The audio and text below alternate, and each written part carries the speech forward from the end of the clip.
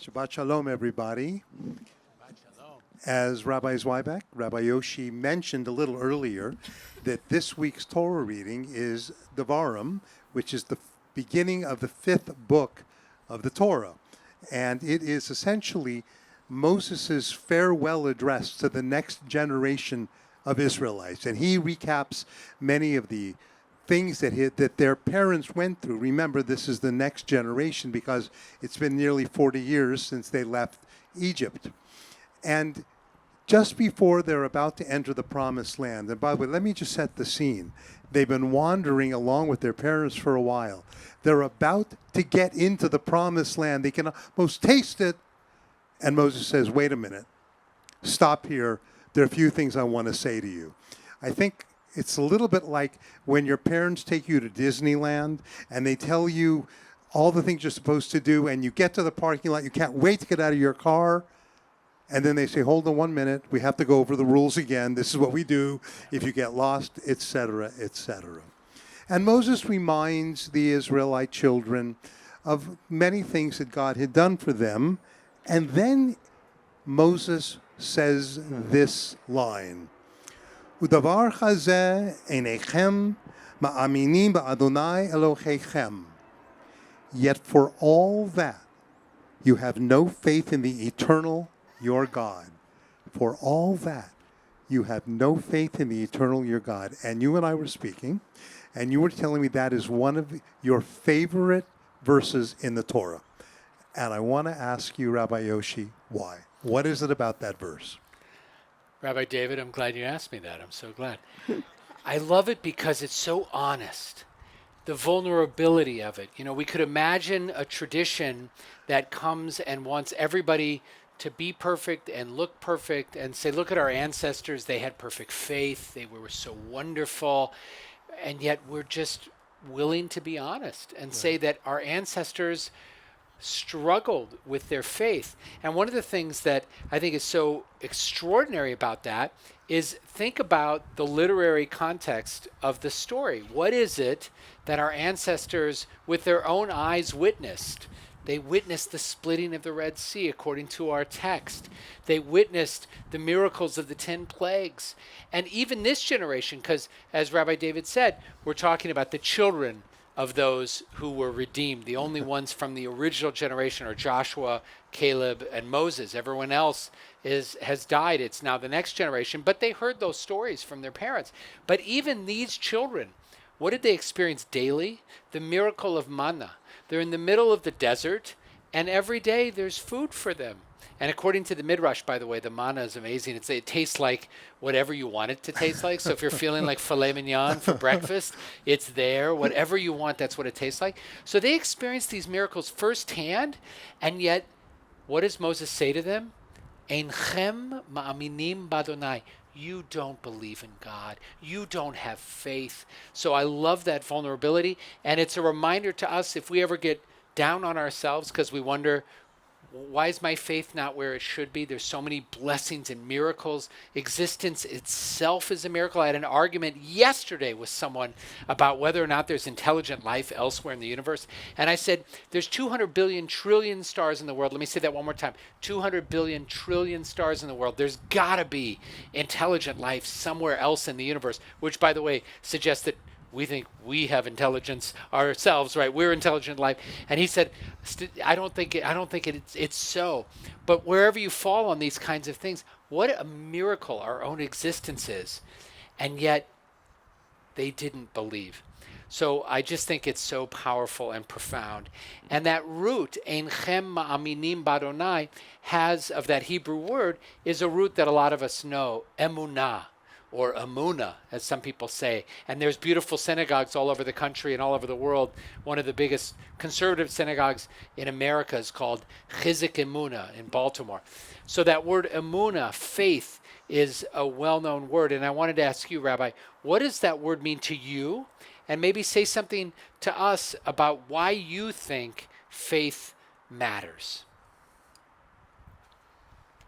So I thought about that for many years, and I thought of it specifically when you and I were chatting yesterday. And I thought, why is faith so important to me, and why is it so important, I think, in our tradition as well?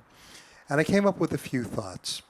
The first is, the faith in God reminds me that there's something above me, something higher to whom I answer, to whom I'm accountable. In other words, it's not just how I feel, that there's a God who cares about how I act. And that's a very powerful thing to go through life with, that you answer not only to your own conscience. There's a lot of people who feel they answer to their conscience and have done terrible things. So the first reason it's important to me is the faith that there is something above me to whom I answer. It also means that there's something that cares about me. I think God is a personal God who knows us, who cares about us, who understands the ups and downs that we go through in life, who is celebrating with us the happy times and is with us at the most difficult times. Rabbi Harold Kushner, of blessed memory, made that point on many occasions, that God can't always solve the suffering, but the promise that God makes is that God will be with you as you go through the difficult times. I also think of faith in another way. We often, I certainly do, ask God for things, but I've come to a realization that far more important than what I want from God, I ask myself, what does God want from me? In other words, it's somewhat narcissistic to only say, God do this, God do that, God heal this person, God give us prosperity. I think the deeper question is, what does God want from us as human beings in this world? That's when God really matters. And I think that's a very powerful thing. I think also that, at least for me, God is a source of strength, a source of courage that reminds me, whether we are popular with other human beings, it's always nice, we want to be popular, but what's even more important is that we're seen positively in the eyes of God. And sometimes those two things are at odds. Sometimes what makes other people happy, what makes people famous, isn't necessarily what God wants. And I think if you have the sense that God is with you, that can give you a sense of courage. Part of me also has a sense of faith because I know that a lot of people who've been through so many difficult moments in their lives continue to believe. And we know it on a global scale. We know it from the Shoah. We know it all the time, though, when people who've suffered terrible tragedies continue to have a sense of faith. Jews gave up their lives for being Jewish and left this world with Shema Yisrael on their lips. And a part of me thinks, who's David Woznica not to have faith, given what they've been through and their continual love of God, or at least embrace of faith. I acknowledge also that there's challenges to faith. Every moment I think of them. I don't think of them every moment, but I'm aware of them. And I would just say, for some people, I've come to this bit of a realization. I believe some people have proclivities, are more comfortable with faith than others. Just like some people have more academic strength, some people have more athletic strengths. Some people are just drawn to a sense of faith. And I want to say to those of you who are not, don't give up. Sometimes people say, gee, I just don't feel like X, Y, and Z. And there's a beautiful teaching in our tradition attributed to God that says, better you should put me aside, I'm paraphrasing, and live a life committed to the mitzvot. In other words, be a good Jew. And people often forget the second part of that line because that will bring you back to me. In other words, don't say I don't believe and therefore I won't do X, Y, and Z. Do X, Y, and Z that may bring you closer to belief. And so all of those things ultimately are a reason that I believe also, since I believe that the Jews have a unique role to play, they were part of a people chosen by God, doesn't mean we're better. It means we have a responsibility. And I have the faith that God has put us collectively and, if I could say so, individually, every single one of us on this planet, because of our Judaism, and bring that to the world, because that's the role that I believe that God wants us to hold. So let me turn it back to you, if I may, and ask you, what role does faith have in your life? First of all, thank you so much, David. It was beautiful the way you pulled it all together. And the part that I just want to underscore of what you said is this belief that God cares about the way we behave. That is an act of faith. Sure. Because you could conclude I think quite reasonably, in this vast universe. I already mentioned, do you remember how many stars there are in the universe? 200 billion trillion stars. So if you just started counting now, you'd just never get there. I'm sorry.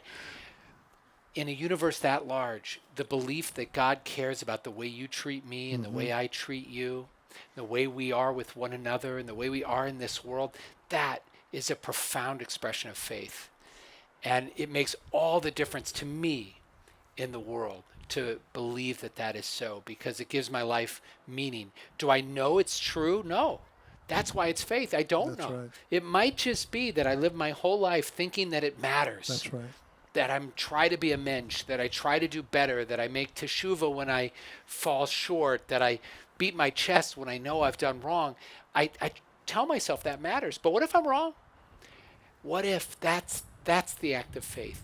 And so what I want to invite you all to consider is how much richer your life could be, how much better your life could be, how much better the lives of those around you would be, and I'm certainly including myself in this, if we had that faith that it matters, that God cares the way we are with one another. So I thank you for this conversation.